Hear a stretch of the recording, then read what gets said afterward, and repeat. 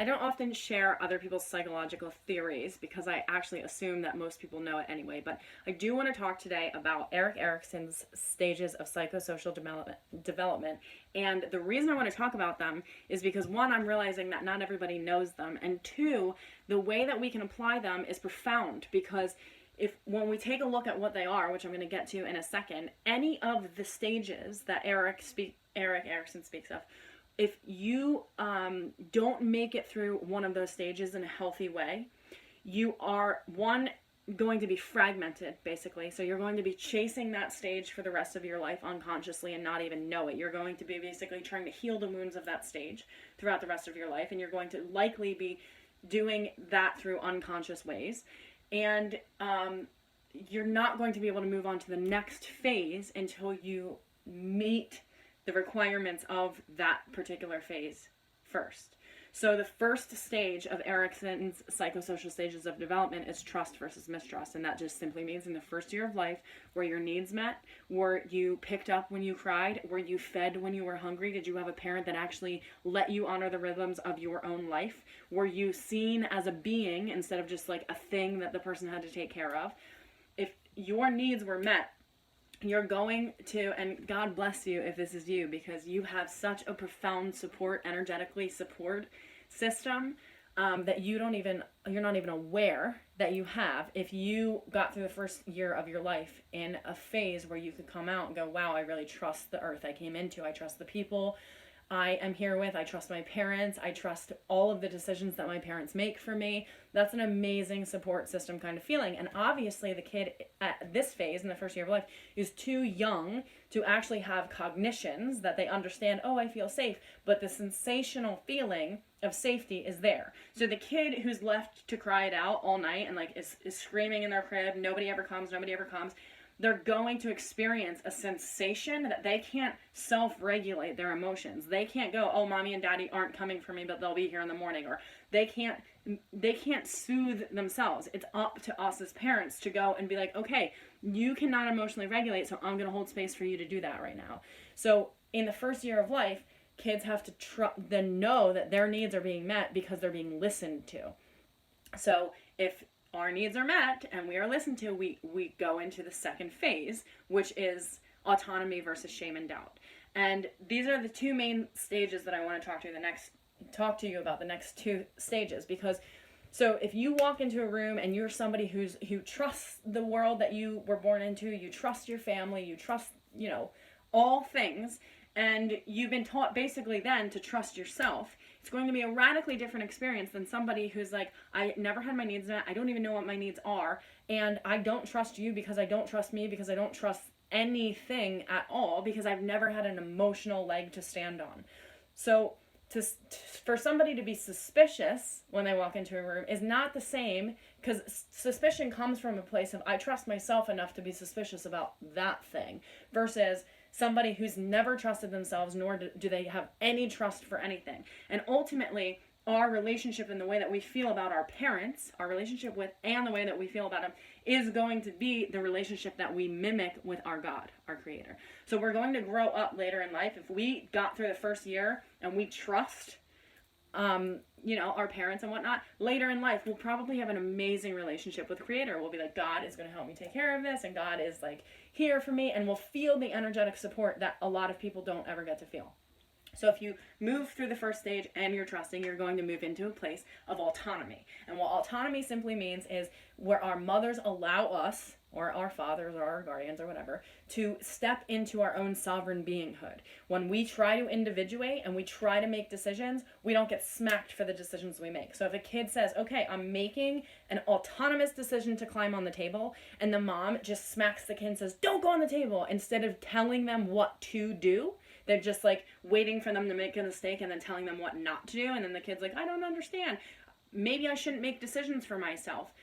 It's so important in the stage of autonomy versus shame and doubt that we allow our kids room to make decisions for themselves, that we don't make them feel like we are basically the be-all, end-all for their decisions, that they are an individual person, that they are allowed to basically be on their own, and that the decisions that they make are not going to be met with our shame. You shouldn't do that. You shouldn't do that.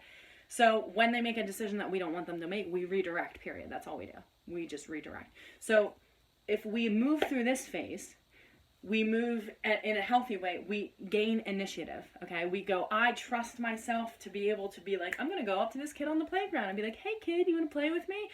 Or we develop guilt, okay? So in the stage versus initiative versus guilt, a child feels either like they can take initiative and go do whatever they want to do, or they feel guilty about making any decisions at all, so they don't even make them, basically. This is what I want to talk about, because the shame and the guilt, the difference between shame and guilt is shame in the younger stage is I am a mistake. Okay? And then we move to, in the initiative versus guilt phase, to guilt. And what guilt is I've made a mistake. So obviously, shame is far worse than guilt because we can't do anything with shame. We are a mistake. So even thinking that we could change anything feels obsolete because we're a mistake. So it doesn't matter. Even if we change something, it doesn't matter because we don't deserve to change something or whatever it is. So, and I think a lot of people, we fear initiation. We fear putting ourselves out there. We fear being seen for who we actually are. We fear having needs because we don't actually know how to communicate that we want them to be met without feeling guilty or shameful that we have them in the first place. So moving up the ladder, ideally you're going to go trust, autonomy, initiative, and you're going to feel solid, right? And then you're going to move into industry, and industry comes with a stage considered industry versus inferiority. And what industry means is I can walk into the industry, I can walk into school, which happens around school age, and trust that I belong here. I trust that this is like, the industry's cool, and this is the place that I want to be, and these are my friends, and this is the institution I walk into every day, and I belong here. And like Adler talks about, which has nothing to do at all with Erikson, but that we all really deeply need a sense of belonging. And if you are trustworthy, autonomous, you feel free to take initiative, you're going to walk into a space far more equipped to feel like you belong than somebody who is mistrusting, who's shameful and doubtful, okay? And then what's going to happen if you're on the side of the spectrum that's like, I'm shameful, doubtful, mistrusting, you're going to feel inferior to the man. So you're going to walk into a classroom and go, all these people are friends, but I don't really belong here, and okay, well, my mom made me come to school today, but I don't get it. Like, I don't understand because I'm a mistake and my guilt is coming up and I don't really want to be here because I don't know how to be here. See? So it's so important that in all of the phases, we have to recognize what they are so we can recognize what we got stuck in so we can go back and basically tend to that phase, okay? So if you're somebody who is sitting around going, I intellectually understand manifestation, I intellectually understand the law of attraction, but I'm really bugging out because, like, why isn't it working? It's so important to go back to these phases and recognize where you got stuck. Is it your mistrust for your creator? Is it your shame and doubt that's actually you got stuck in, and there's something holding you back going, I can't, I'm not creating this because there's a part of me that feels like I don't deserve it, or there's a part of me that feels like a mistake, or there's a part of me that feels if I get it, I owe somebody something because I should feel guilty, or if I get it, I still feel inferior to the things that I'm trying to get. So we have to be able to go back to these phases and go, I'm a little bit stuck there, to be honest. Like, I didn't get the best end of the deal during those phases of my life.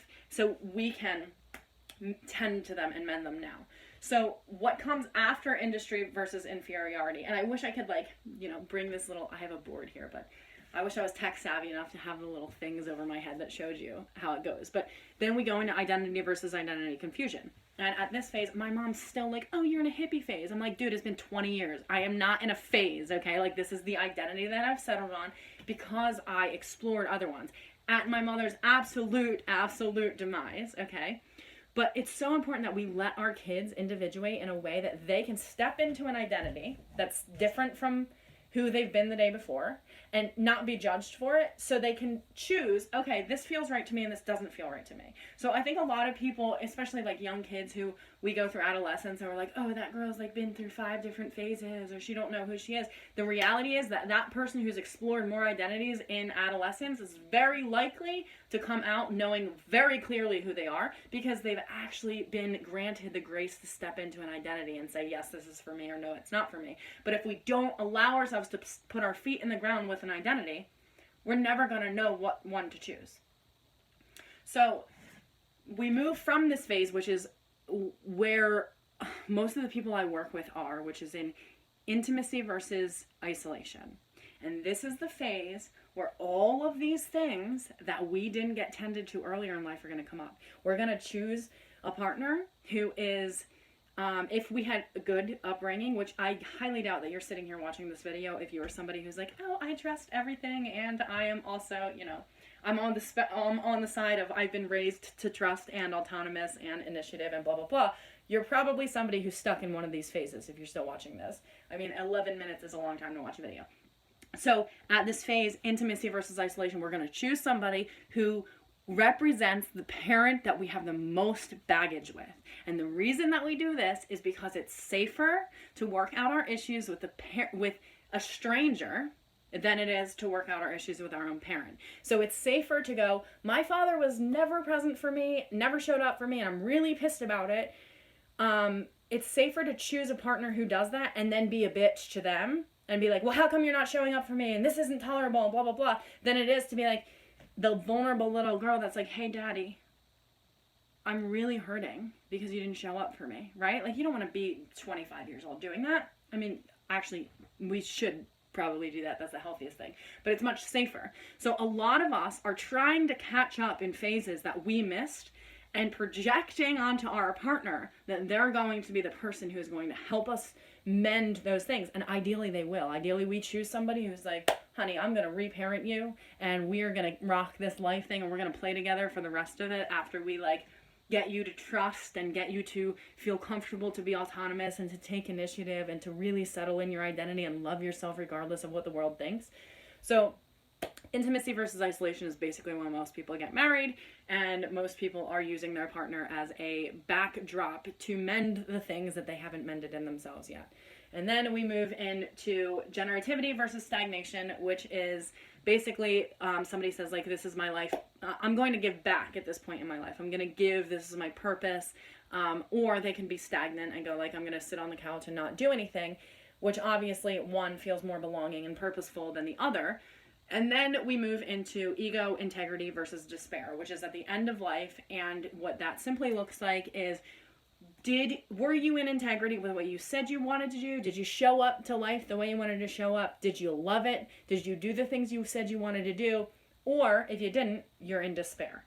So the side of Erikson, I'm going to have to look at it to go down here, but the side of Erikson that goes like this: mistrust, shame and doubt, guilt, inferiority, identity confusion, isolation, stagnation, and despair sucks, right? Like, that side totally sucks. And our development is continual. But the thing is, we have to be able to go back to the phases that really hung us up so we can actually get into, instead of have those fragmented parts, like, okay, I might actually want to take initiative, but and I might not feel guilty about it, but my stage is that I feel bad being autonomous. I feel bad for my mother to be autonomous because I don't want to leave her, or whatever it is, those stages that we get stuck in that hold us back. When we can integrate them and not be fragmented by them, then we can actually be whole. So just consider for yourself and look up Erikson's stages of psychosocial development and see for yourself where you might be fragmented, because you want to go back to that stage and you want to reparent yourself in the way that you weren't parented during that stage, so you can actually move on with your life instead of expecting your partners to do it for you. So I hope this was helpful to you. I'm Stacy Hoch, life coach, writer, and professor, but that's not why I'm here. I'm here basically to teach you because I really want you to be able to go back to the stages that you actually never left. That's so important to consider because you're still there. You just have to bring it to the consciousness of your mind, because you're actually there. If you're not getting what you want in your life, you're lingering in the subconscious parts of yourself. They're still stuck in that phase. So you got to consciously go back and reparent yourself. Okay. Thank you for hanging out with me for 15 minutes. This was a long video. Love you. Bye.